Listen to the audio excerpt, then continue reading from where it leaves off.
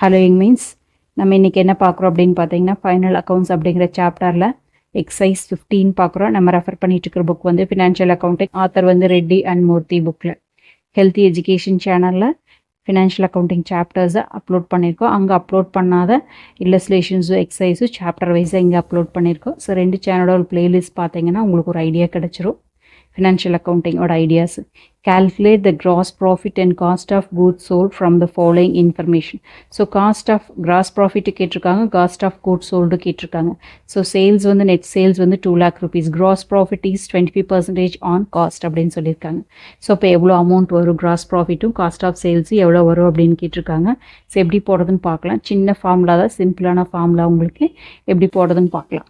இப்போ பார்த்தீங்க அப்படின்னா எக்ஸைஸ் 15ல் என்ன கொடுத்துருக்காங்கன்னா நெட் சேல்ஸ் 2 lakh கொடுத்துருக்காங்க. கிராஸ் ப்ராஃபிட் என்ன சொல்லியிருக்காங்கன்னா 25% ஆன் காஸ்ட் அப்படின்னு சொல்லியிருக்காங்க. ஸோ அதுக்கப்புறம் என்ன கேட்டிருக்காங்க, ஜிபி எவ்வளோ பர்சன்டேஜ் வரும், காஸ்ட் ஆஃப் கூட்ஸ் சோல்டு எவ்வளவு அப்படின்னு கேட்டிருக்காங்க. ஓகேவா.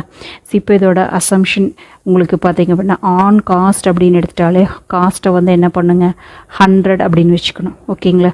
ஆக்சுவலி சேல்ஸ் அப்படிங்கிறது நீங்கள் sales equal to cost plus profit, இதுதான் நம்மளுக்கு சேல்ஸில் வரும்.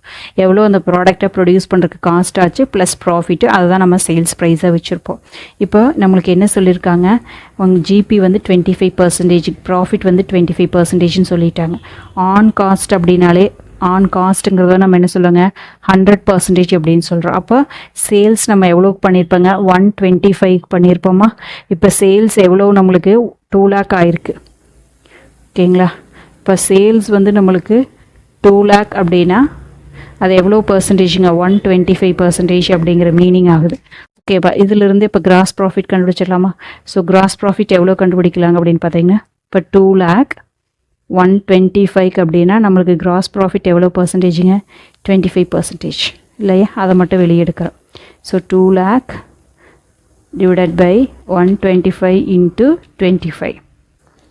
ஸோ என்ன வருது அப்படின்னு பார்த்தீங்கன்னா நம்மளுக்கு 40,000 வருது. ஸோ ஜிபி நம்மளுக்கு 40,000. ஸோ அதே மாதிரி காஸ்ட் ஆஃப் குட்ஸ் சோல்டு.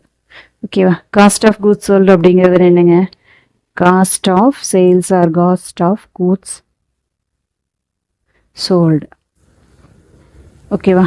இப்போ காஸ்ட் கேட்டிருக்காங்க. ஓகேவா. அப்போ என்ன பண்ணிக்கலாங்க, cost equal to 2 lakh divided by 125 அப்படின்னா ஆன் காஸ்ட் எவ்வளோங்க 100. இப்போ என்ன வருங்க 2 lakh டிவைடட் பை 125 இன்ட்டு 100 என்ன வருதுங்க 1,60,000. ஓகேவா. So cost of goods sold 1,60,000 அவ்வளோதான். ஸோ நம்மளுக்கு இந்த ஃபார்முலாஸ் தெரிஞ்சது அப்படின்னா போடுறது ஈஸியாக இருக்கும். ஆன் காஸ்ட் ஆன் ப்ராஃபிட் அப்படின்னு போடுவாங்க. ஸோ ஆன் காஸ்ட் இங்கே ஆன் காஸ்ட் அப்படின்னு வருதா, எது வருதோ அதை வந்து நம்மளுக்கு ஆன் சேல் அப்படின்னு வந்து சேலை 100 வச்சுக்கணும். ஆன் காஸ்ட் அப்படின்னு வந்தால் காஸ்ட்டை 100 வச்சுக்கணும். இது நிறைய ப்ரைஸில் நம்மளுக்கு வரும். ஸோ இதுதான் ட்ரிக் நம்மளுக்கு ஞாபகம் வச்சுக்கிறதுக்கு. ஓகேவா. உங்களுக்கு இந்த வீடியோ பிடிச்சுன்னா லைக் பண்ணுங்கள், ஷேர் பண்ணுங்கள், சப்ஸ்கிரைப் பண்ணுங்கள். தேங்க்யூ ஃபார் வாட்சிங்.